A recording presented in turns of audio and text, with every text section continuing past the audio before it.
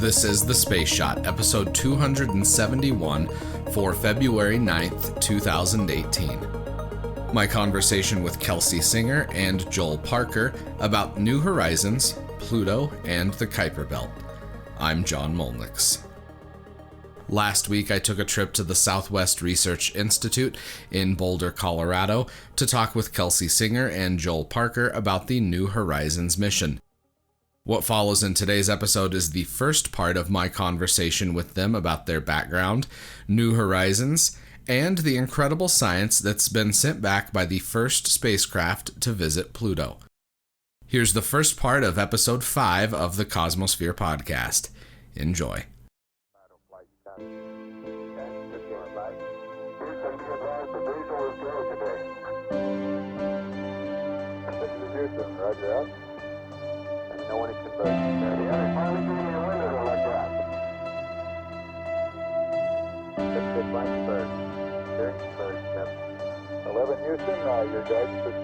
Welcome to the Cosmosphere podcast, episode 5, Pluto Palooza.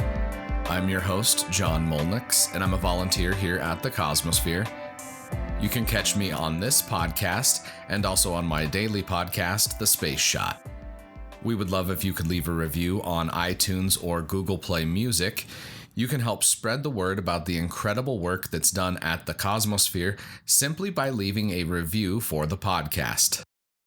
On the first Wednesday of each month, we dive into a new topic. This month, I sat down with Kelsi Singer and Joel Parker to talk about the New Horizons mission to Pluto and beyond. We'll also hear from Carla Stanfield about what's happening at the Cosmosphere this February. I've got one piece of news that you probably have heard of by now, but on the off chance you haven't somehow, SpaceX successfully launched the test flight of their Falcon Heavy rocket on February 6th. If you've yet to see the launch, check out the link in the show notes to see the incredible video. I visited with Joel Parker and Kelsi Singer at the Southwest Research Institute this last month. The setting for our conversation was at the Tom Boss Science Operations Center, which is located in Boulder, Colorado. I hope to have Kelsi and Joel on the podcast again in the future, and want to thank both of them again for coming on the podcast. Now, here's our conversation about New Horizons, Pluto, and beyond into the Kuiper Belt. Today I'm talking with Kelsi Singer and Joel Parker. Thank you guys for joining the podcast. Thank you for inviting us. So we're going to talk a little bit about your background, and for those of you that might not know, what exactly do you guys do here for the New Horizons mission? Well, I have several main roles. One of them is doing geology and geophysics research with the data that we get back from the spacecraft, and then the other one is planning for future observations that we're going to make with the spacecraft. Okay, and Joel? And like Kelsi, I wear a few different hats. I am the project manager for one of the instruments called ALICE. It's an ultraviolet spectrograph. I'm also a co-investigator on the science team, and I'm also an assistant project scientist on it. And they're all just titles, but they all have their specific responsibilities. That's pretty cool. You get to play around with a lot of different stuff. I do. That's good. So what got both of you interested in space and in science? Kelsi, we'll start with you. Well, actually, I was interested in a lot of subjects when I was a kid. I think, like a lot of kids, I liked dinosaurs and planets and all those things. And then I just kind of kept doing astronomy. I did research when I was early in my undergrad, and so that definitely got me hooked.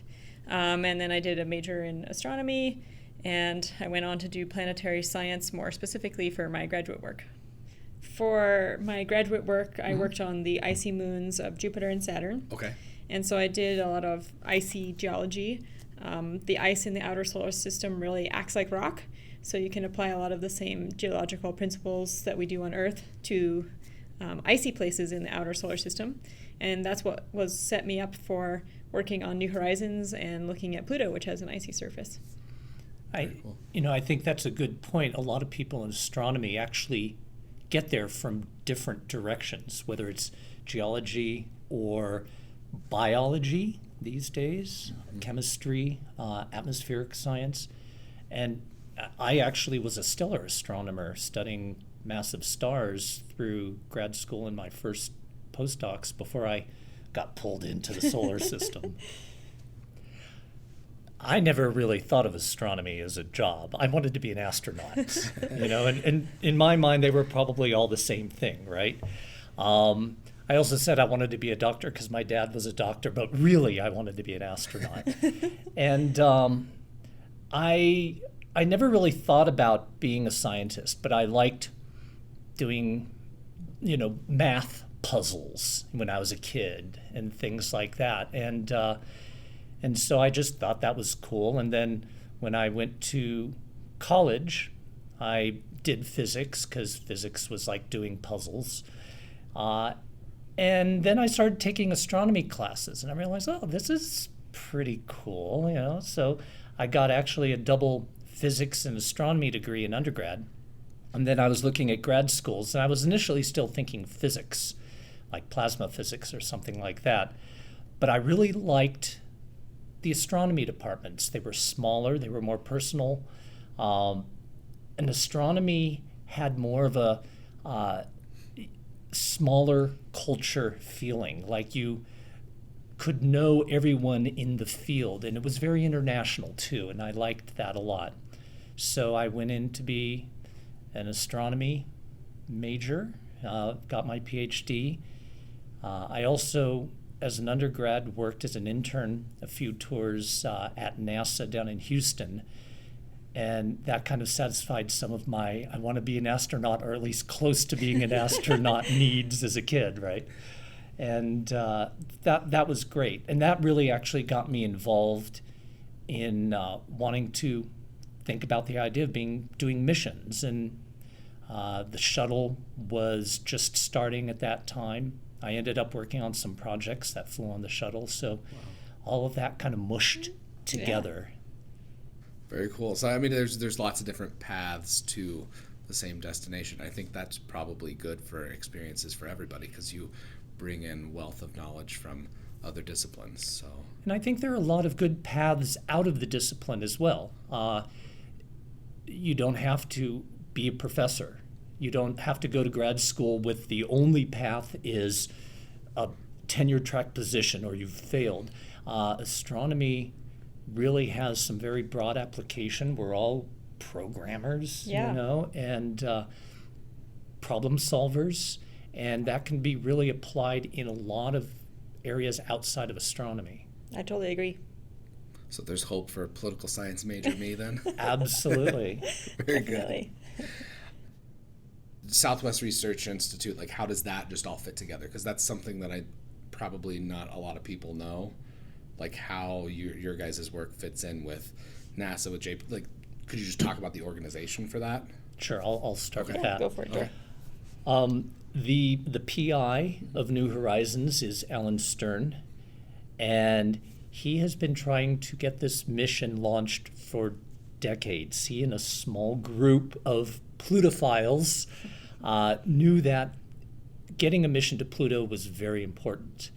And it just took a lot of convincing of NASA and funding to get that mission going. And there were a lot of setbacks, and they were very persistent, and they made it happen. And I think now, having flown by Pluto, the proof is it really was a very valuable thing. So Alan spearheaded it, and he's here at the Southwest Research Institute's Boulder office, which has been here for 22 years. So it's been going on for longer than that, but many of us, as we came here over time, I came here at the beginning 22 years ago, got involved and pulled in to working on New Horizons in one way or another. Yeah, I'm not exactly on the opposite end, but I came onto the mission right before it was about to get to Pluto. Okay. I started 1 year before the encounter as a postdoctoral researcher right after I finished my graduate work. And it it was great to be able to jump on right before we got there, but it's also nice getting to see a little bit of the other side of it now, to plan the observations and things before we get to our next target, MU69. And so I didn't see any of that before we got to Pluto. You came in, it's like, hey, we're flying by Pluto. You want to come? Oh, perfect, great. I'd love to. So yeah, that was a really great opportunity for me. But it's also nice to see a little bit of the other side too, the preparation for the encounter. Let's talk a little bit about some of your personal favorite parts of the mission. Like, what's something that, it could be something that everybody knows, or it could be a smaller, less known discovery, something that just speaks to you guys personally. This is something that people may have seen, but a feature that I'm working on Pluto is potentially a cryovolcano, which just means that instead of having molten rock, it potentially was made out of molten ice. And this would be mostly water ice, like we're familiar with on Earth. But because most of the outer 1/3 of Pluto is made out of water ice, a lot of the geology we see on the surface is from that ice or from other types of ices. And so it's just really interesting to see all the weird features that we get out of these ices on the surface.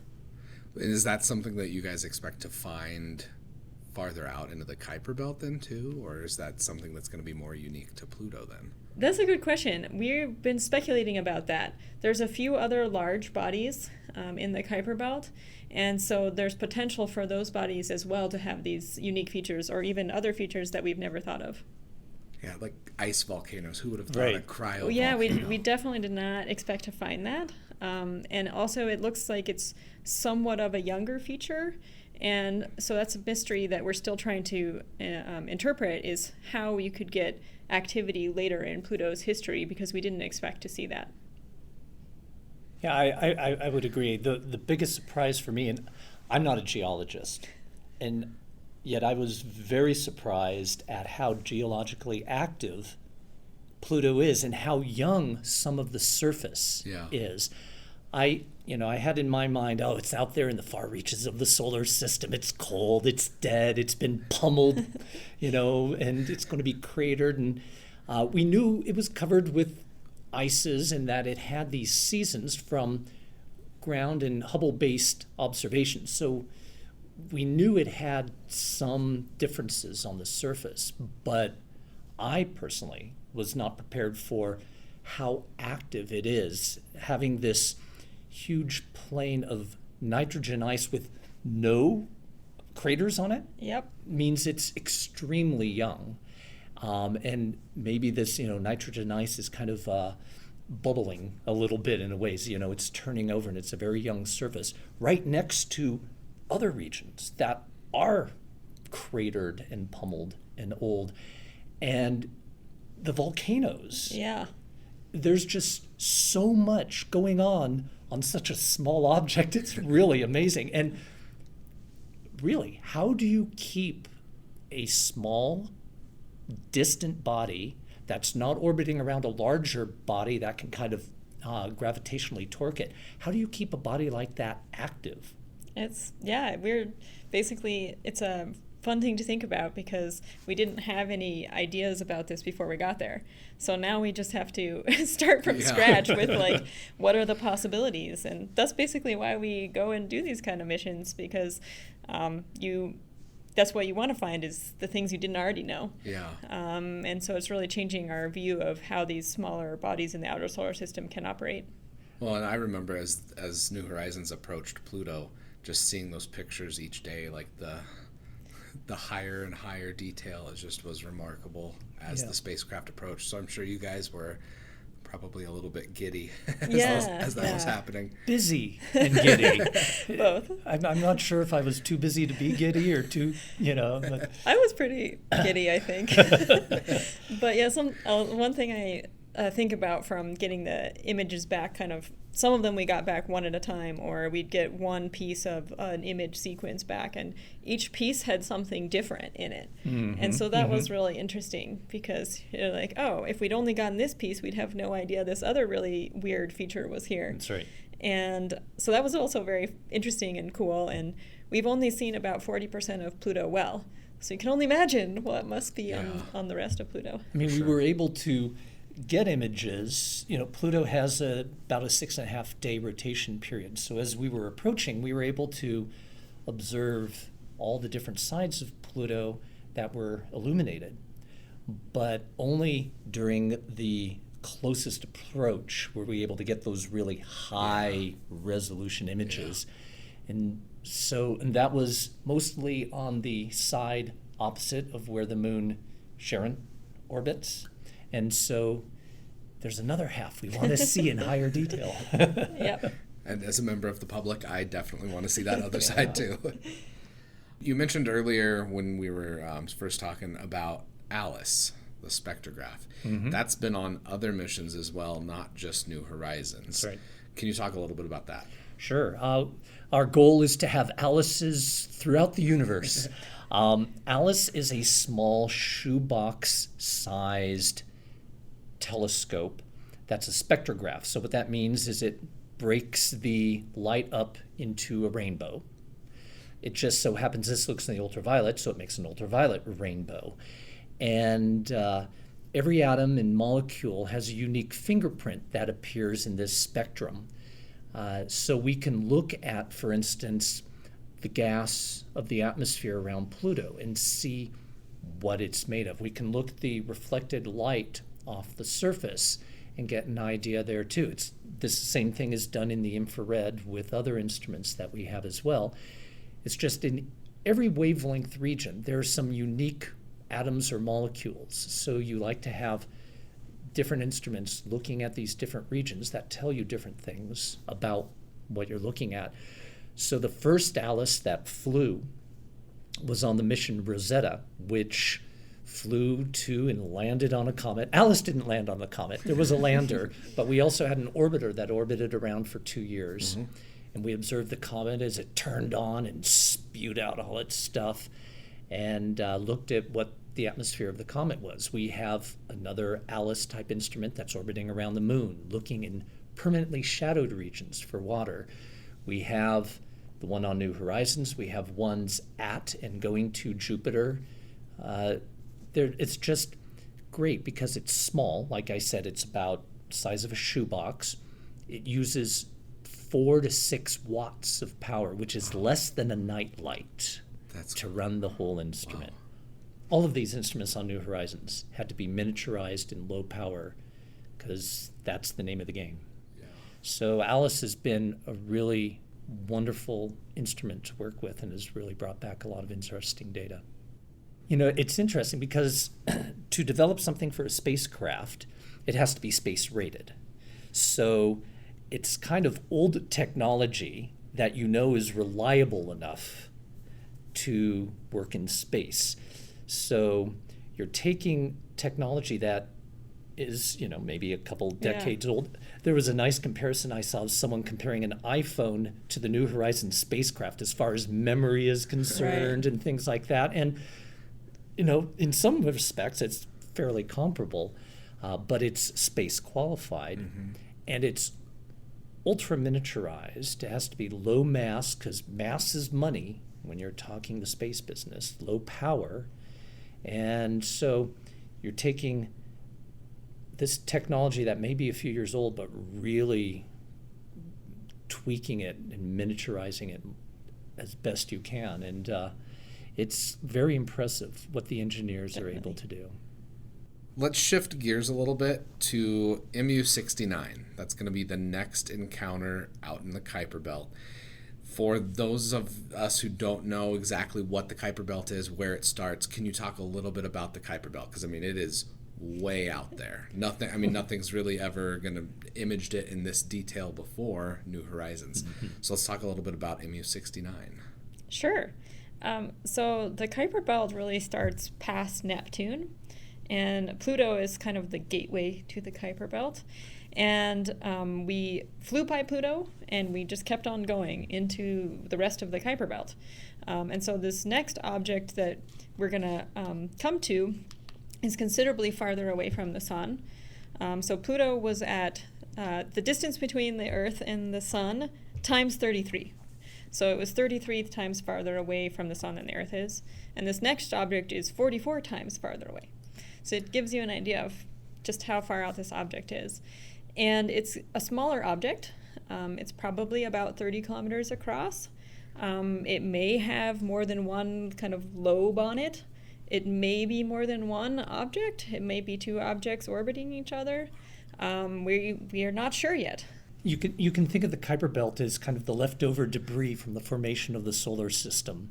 You were able to form all these planets, but all the stuff that didn't quite get to collide and mix together and make a planet, you can think of like a pancake that just kind of went out for some distance further. And there's some discussion about kind of where the edge of this Kuiper Belt is, but you can think of these Kuiper Belt objects as kind of the leftover debris from the solar system, icy bits that were kept in cold storage until we had a chance to take a look at them. And this object that we're flying by next with New Horizons is particularly interesting because it's a part of the Kuiper Belt we call the cold classical Kuiper Belt.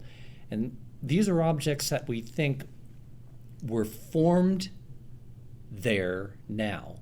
A lot of other objects may have gotten stirred up as the solar system formed, but we think these are pretty much where they originally formed and haven't been modified by too much, by collisions or getting, pushed around by Jupiter or Neptune or something like that. So it's possible that MU-69 might be the most pristine object ever visited by a spacecraft.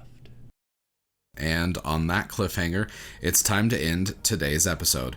Be sure to tune in tomorrow to hear the rest of the interview with Joel Parker and Kelsi Singer. I hope you enjoyed today's podcast. I'd appreciate it if you could leave a review on iTunes. If you do that, screenshot it and send it to me at John Molnix pretty much everywhere on the internet, and I'll send you a Space Shot sticker and a little thank you. Also, make sure you hit the subscribe button, that way you don't miss any of the daily episodes. As always, the show notes have more information on today's episode.